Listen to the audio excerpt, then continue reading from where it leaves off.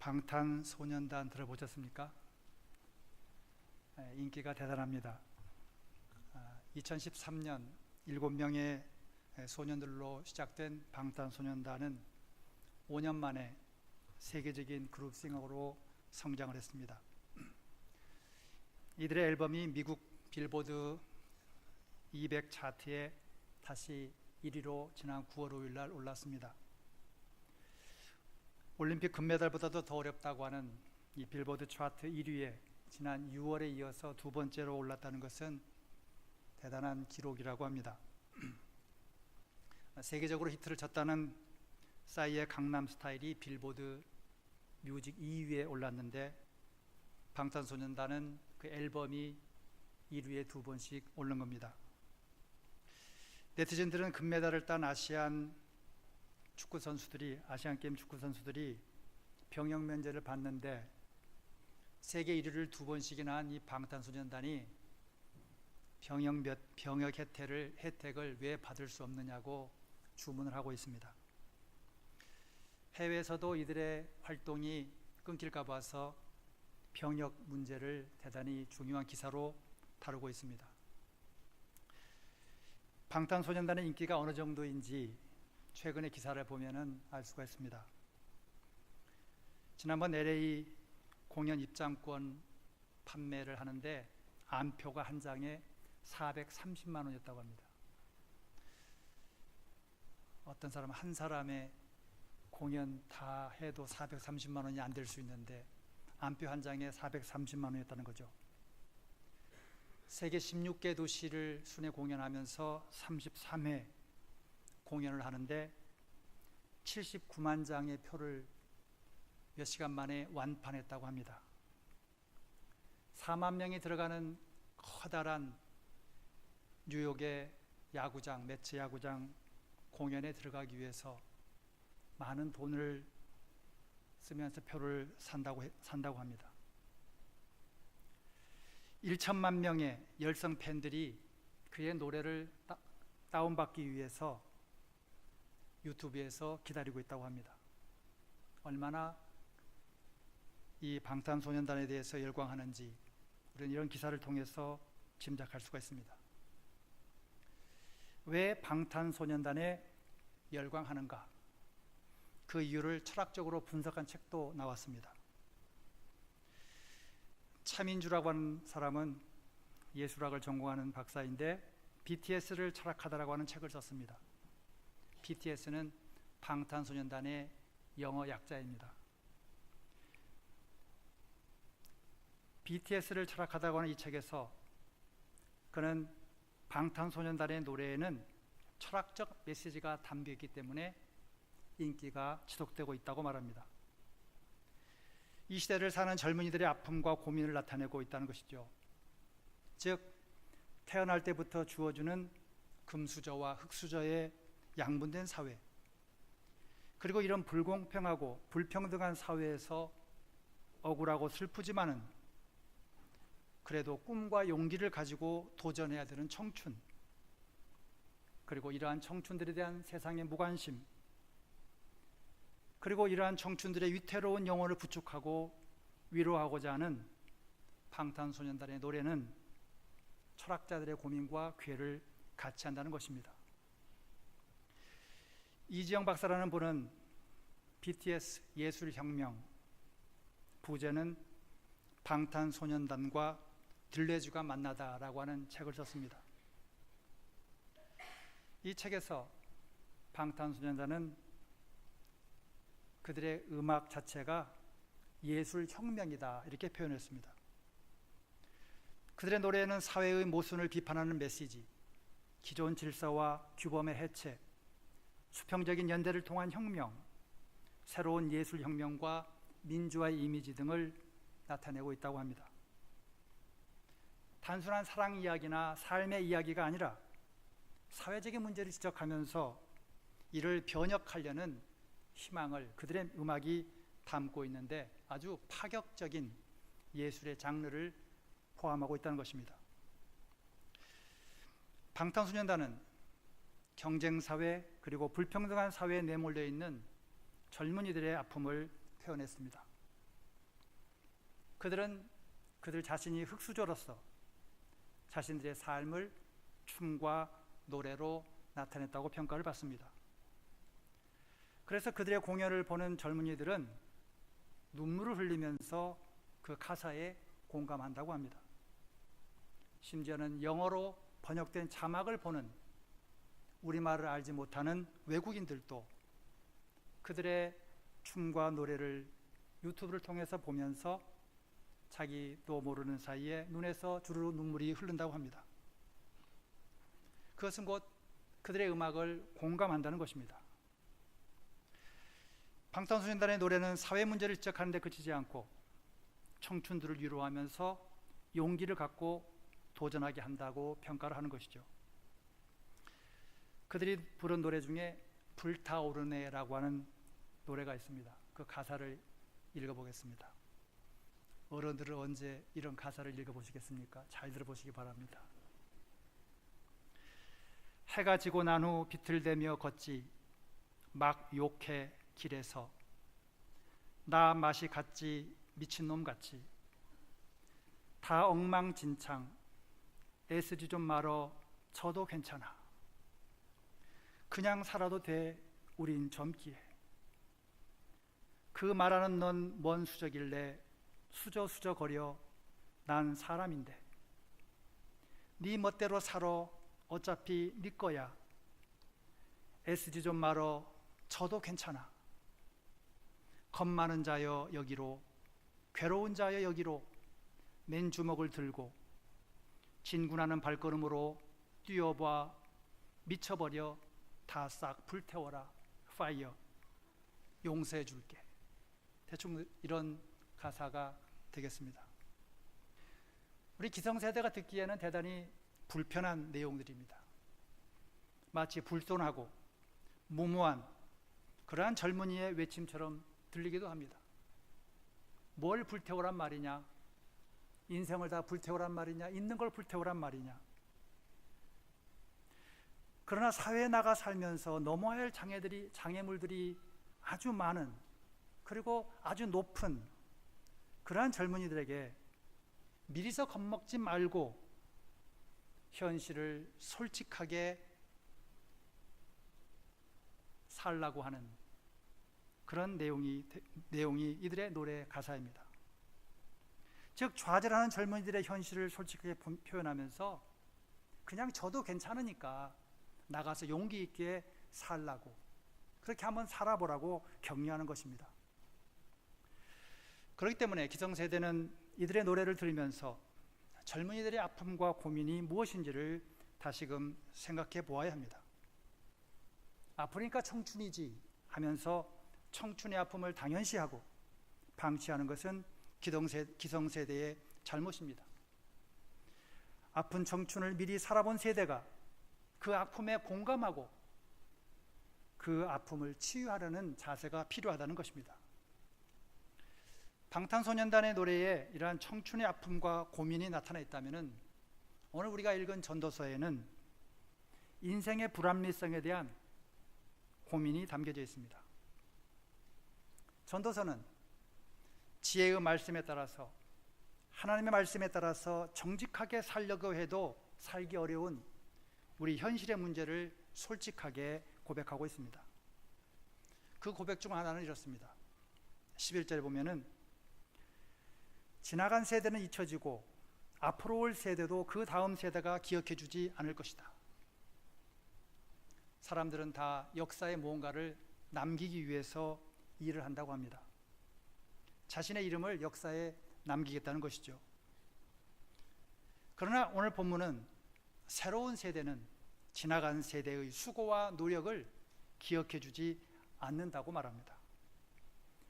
지나간 세대는 스스로 위대한 일을 했다고 기억해 달라고 하지만은 새로운 세대는 그게 뭐 별거냐 대수롭게 여기지 않는다는 것입니다.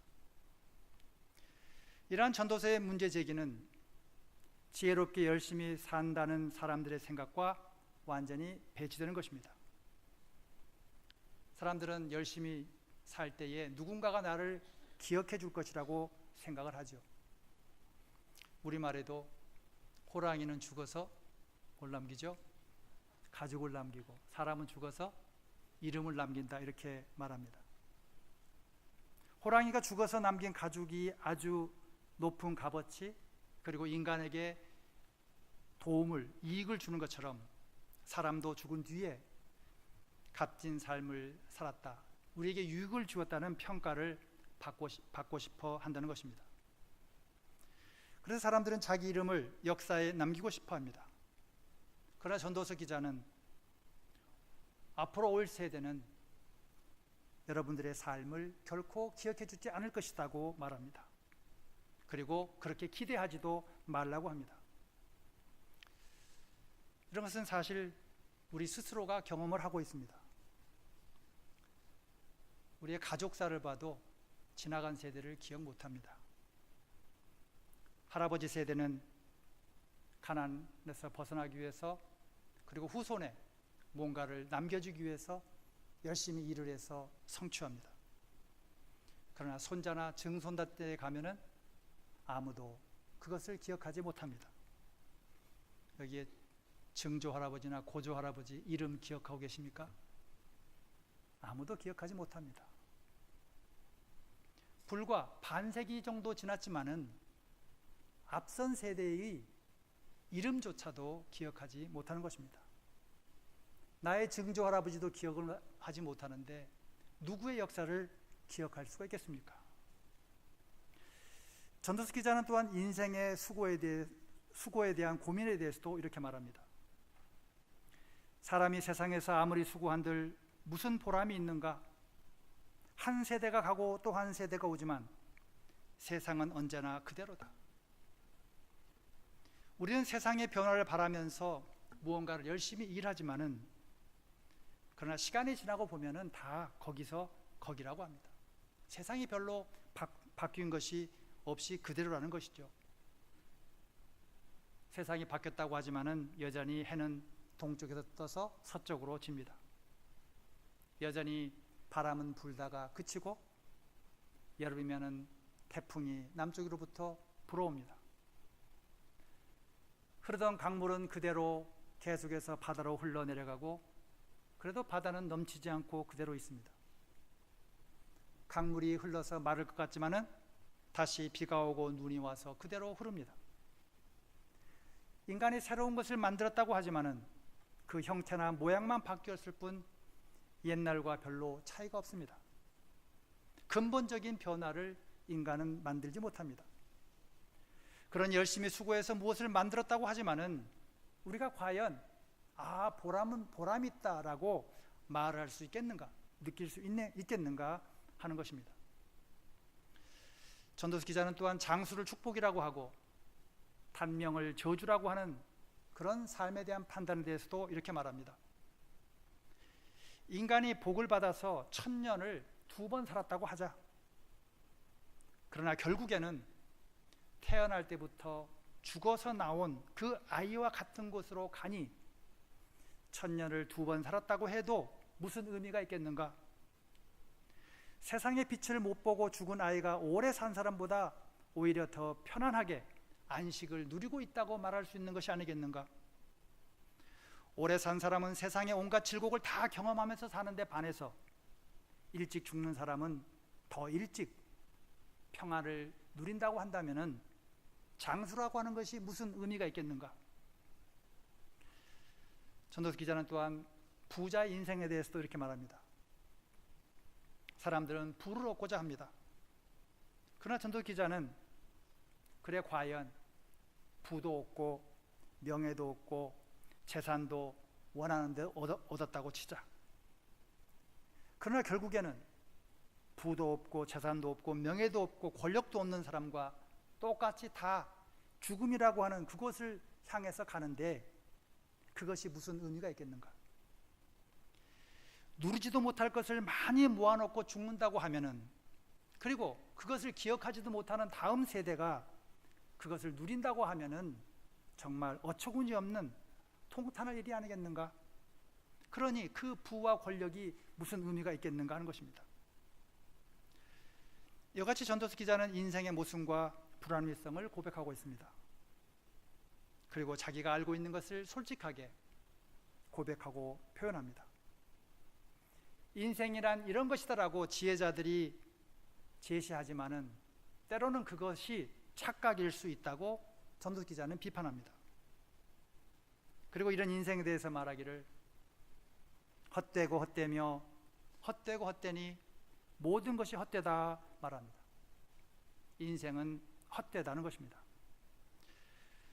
그러나 여기에서 헛되다는 말은 쓸모없다, 허망하다, 허무하다 그런 뜻으로 사용되지 않았습니다.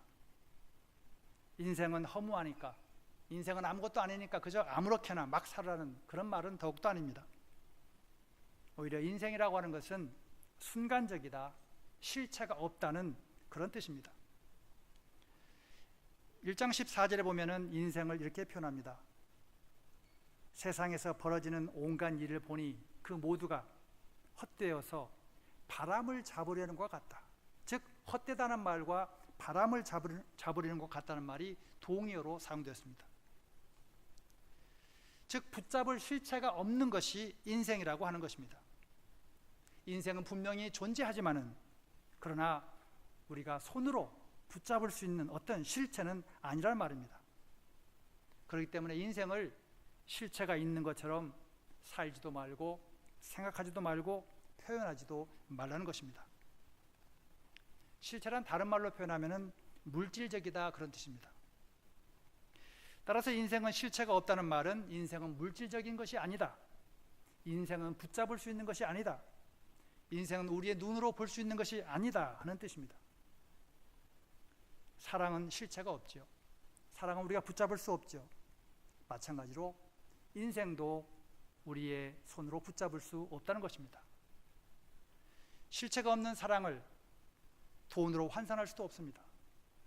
마찬가지로 실체가 없는 인생도 물질로 평가하지 말라는 것입니다. 사랑을 우리는 눈으로 볼 수도 없습니다. 마찬가지로 인생도 우리의 눈으로 보려고 하지 말라는 것입니다. 그러면 이런 인생을 어떻게 살아야 되는가? 전도서 기자는 책의 맨 마지막인 12장 13절에서 이렇게 표현합니다. 결론은 이것이다. 하나님을 두려워해라. 아주 성경에 나오는 진부한 표현이죠. 하나님이 주신 계명을 지켜라. 이것이 바로 사람이 해야 할 의무이다. 하나님은 모든 행위를 심판하신다 말씀하고 있습니다. 바람과 같은 인생은 바람처럼 잡히지 않는 그런 하나님을 두려워하면서 살아야 한다는 가르침입니다. 인생은 바람처럼 보이지 않는다고 해서 아무렇게나 사는 것이 아니라 바람처럼 우리에게 임하시는 그 하나님의 질서를 따라서 살아야 한다는 것입니다. 인생은 물질로서 평가받는 것이 아니라 바람처럼 우리의 삶에 역사하시는 하나님의 평가를 받아야 한다는 것입니다. 중국의 선교사로 평생을 헌신했던 딕슨 에드워드 호스트라고 하는 사람의 삶을 적은 책이 있습니다. 이 책의 제목이 대단히 인상적인데요. 영어로 Live to be forgotten입니다. 즉 잊혀지기 위해서 살라 하는 것이죠. 우리말 제목은 잊히기 위해 산 사람 이렇게 되어 있습니다. 사람들은 대부분 기억되기 위해서 살지만 이 책의 제목은 잊혀지기 위해서 살라 이렇게 말하고 있습니다. 사실 예수님의 가르침이나 예수님의 제자들의 삶을 보면은 잊혀지기 위해서 사는 인생이었습니다. 그래서 예수님께서는 말씀하시기를 인생이라고 하는 것은 하늘에 썩어지는 미랄이다. 너희는 소금이 되어라. 너희는 빛이 되어라 말씀하셨습니다. 즉 하늘의 미랄처럼 썩어지는 인생, 세상에 한 줌의 소금이 되어서 사라져버리는 그런 인생, 세상에 빛이 되어서 없어지는 인생을 살라는 것입니다. 하늘의 미랄, 한 줌의 소금, 그리고 한 줄기의 빛은 모두가 다 제 역할을 하고자 한다면 사라져 없어져야 됩니다. 모두가 다 잊혀져야 하는 것이죠. 예수님은 이런 삶이 사람들에게는 기억되지 않겠지만은 하나님께는 기억된다고 말씀하셨습니다. 그리고 바로 이런 사람들이 하나님 나라에 들어간다고 말씀하셨습니다. 사실 우리의 역사는 잊혀진 사람들의 수고와 희생이 없었다면 결코 이루어질 수가 없습니다. 역사적으로 유명한 사람들의 삶 뒤에는 하늘의 미랄이 되어서 잊혀져 버렸던 많은 사람들의 삶이 있습니다. 우리는 신약 성경을 읽을 때에 사도 바울을 대단히 많이 언급을 한다는 것을 알 수가 있습니다. 사도 바울은 이방 선교를 개척했던 사람이죠. 그런데 사도 바울보다도 더 먼저 이방인들에게 복음을 전한 사람들이 있습니다. 예를 들면 사도 바울이 로마에 가기 전에 이미 거기에는 그리스도인들이 있었습니다. 로마서는 바로 그들에게 보낸 편지입니다. 이들에게 복음을 전했던 사람이 누구인지, 그리고 거기에서 교회 공동체를 만들었던 로마 교회 교인들이 누구인지 우리는 알지 못합니다. 잊혀진 사람들입니다. 우리는 또한 이순신 장군을 임진왜란과 관련해서 생각을 합니다. 이순신 장군의 승리가 우리 한반도를 지켰다는 것이죠. 조선을 지켰다는 것이죠. 그러나 이순신 장군 뒤에 싸우다가 희생된 이름을 알 수 없는 잊혀진 많은 사람들이 있었다는 것을 알 수가 있습니다. 그들의 희생이 없었다면 이순신의 승리도 없었을 것입니다. 우리 교회도 마찬가지입니다. 잊혀지기 위해서 사는 사람들의 수고가 없다면 우리 대학교회도 존재할 수가 없습니다. 썩어지는 미랄처럼, 사라지는 소금처럼 헌신하는 사람들이 있기에 대학교회도 하나의 교회 공동체로서 존재하는 것입니다. 교인들이 수고하면서 내 수고가 이만큼이니까 나를 알아달라고 한다면 그 교회가 존재할 수가 있겠습니까? 내가 이만큼 헌금했으니까 이 헌금한 만큼의 대가를 내가 찾아야 되겠다고 한다면 그 교회가 제대로 된 교회가 될 수 있습니까? 내가 교회를 위해서 헌신했는데 이만큼의 직분을 가지고 헌신하고 있는데 왜 알아주지 않느냐고 그렇게 따진다고 하면 그 교회는 분란만 있을 것입니다. 사라질 것입니다.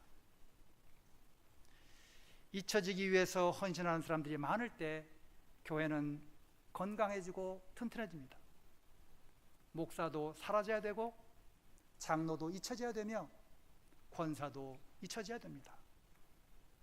모두가 다 잊혀질 때에 하나님의 영광이 드러나는 것입니다. 세상은 잊혀지기 위해서 사는 사람들에 의해서 만들어집니다. 가정도 부모들의 잊혀진 희생이 있기 때문에 건강하게 존재하는 것이고, 학교도 잊혀진 선생님들의 헌신과 희생이 있기 때문에 좋은 학교가 되는 것입니다. 우리의 이름을 높이시는 분은 우리 스스로가 아닙니다. 역사도 아닙니다. 하나님께서 우리의 이름을 높이시는 분이십니다. 창세기 12장 2절에서 하나님은 아브라함에게 내가 너의 이름을 크게 떨치겠다 말씀하셨습니다. 이름을 스스로 높이지 말라는 것입니다. 역사에 이름을 남기려고 스스로 어리석게 몸부림치지 말라는 것입니다. 이름은, 역사에 대한 기록은 하나님의 기억에 의해서 되는 것입니다. 그러므로 우리는 인생이 비록 불합리하고 모순된 것처럼 보이지만 하나님의 계명을 따라서 사람이 기억해주는, 하나님의 계명을 따라서 하나님이 기억해주는 그런 삶을 살아야 됩니다.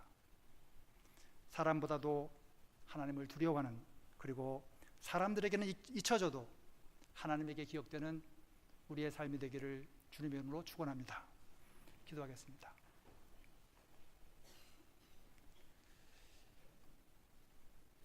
하나님에게 기억되는 삶을 살기를 원합니다. 사람들의 눈에 좋게 보이려고 하는 그런 인생이 아니라 바람과 같으신 하나님의 성령님의 손길에 의지하면서 사는, 그리고 성령님께 기억되기를 원하는 그런 삶을 사는 우리의 인생이 되게 인도하여 주시옵소서. 예수님의 이름으로 기도하옵나이다. 아멘.